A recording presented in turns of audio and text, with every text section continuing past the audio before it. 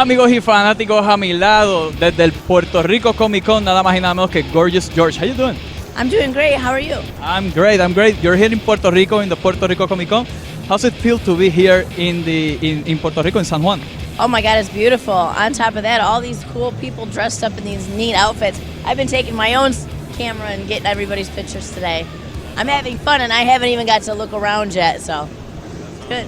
We know you because of WCW, ECW, TNA. Tell us how you became a part of the professional wrestling in the United States. It's kind of an accident. I kind of stumbled upon it, an accident, but actually loved it and found my niche in something in life. And I've been doing it now for 17 years. So I'm still doing it. We know you because you were part of Macho Man Randy Savage in WCW. It's very curious because today, 5 years ago, Macho Man Randy Savage passed away. Today? Yeah, today, May the 20th. No, I didn't even know what day was today. Oh, wow. Well, rest in peace. He was a very good man. And if it wasn't for him, I wouldn't be here with you guys today. So props up to Randy. Definitely. What does Randy Macho Man Savage meant for your career? What did he mean to it? Everything.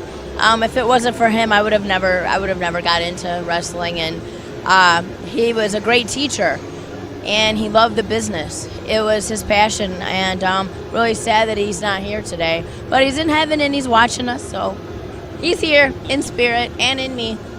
So, tell us about ECW. What does ECW meant for you? ECW? Yeah. ECW was way different than WCW. It was a little bit of a culture shock at first. I wasn't used to the hardcore fans or the hardcore, but the more that I started doing it, now that I'm still doing indie shows myself, and I love when I get to be the one doing the hardcore. Because that way I get to hit people with all the cool stuff. About the indie wrestling in the United States, you've been part of PW, you were part of TNA one time. Tell us about that. It was a short stint in TNA. At the time, I wasn't doing so good. I was having bad anxiety attacks, so I had to shy away from wrestling for a while because of it. But I'm back getting healthy and mentally healthy, so I'm doing great. Nowadays, what are you doing in the wrestling career? We know that you're active in the United States. Right now I had gotten into a car wreck, so I had gained some weight, and now I finally be able, after all these years, it's been 5 years since a car wreck, I can actually do squats and get back in the gym. So hopefully you'll be seeing me soon more in the indie circuit. I had to go away for a while. Sometimes the business can just wear you out, but otherwise I love it. It's now it's part of me. Has been for a long time. That moment in your wrestling career that shocked you or impacted your career the most, what was that, your favorite? My favorite thing of watching all the matches when I was veiling for Randy, I still get chills thinking about it. I'll get choked up talking about it. When he would go for the big elbow, I don't care how many times I've seen it. When he'd get up there, I'd still just go crazy. He's an amazing person, and that was him in all of his glory, doing his thing. And if you've never been in a wrestling ring and you've never stood on top of the top rope turnbuckle, it's higher than it looks. And to actually, wrestle a whole match, and for the very end of your finishing move to be sturdy out there and to pull it off, props to Randy.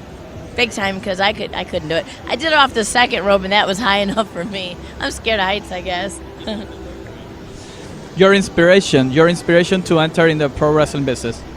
When I was little, I used to watch rock and roll wrestling cartoons. I'm a big toonie myself, and never in a million years I would have thought I would have been into it like this and been doing it this long and still being a part of the scene, and it's almost 20 years later.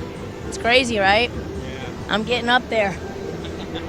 What do you think about the divas or the women's wrestling nowadays in the pro business? Oh, man, I am so proud of them, and, well, I'll just put it this way.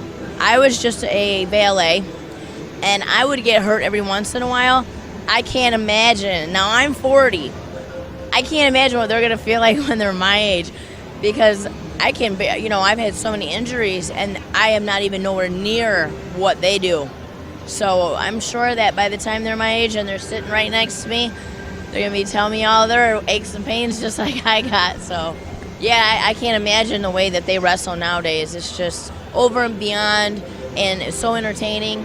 I can't wait to watch the girls. Hate to tell you guys, but I can't. That's what I turn it on for. They're entertaining to me. It's good stuff. To end this interview, which has been great, want to send a message to all the fans in Puerto Rico and around the world that are watching you right now. Oh, I want to say, if you're having a bad day or you're having any kind of, because I suffer from bipolar depression, huge. Stay in there, keep it up. Keep your head up. I always try to promote that, since that's one of my main things I try to get over every day, and I'm kind of an advocate for people with bipolar depression. So try to keep your head up and get down to this Comic Con. See you guys. Bye. Thank you so much.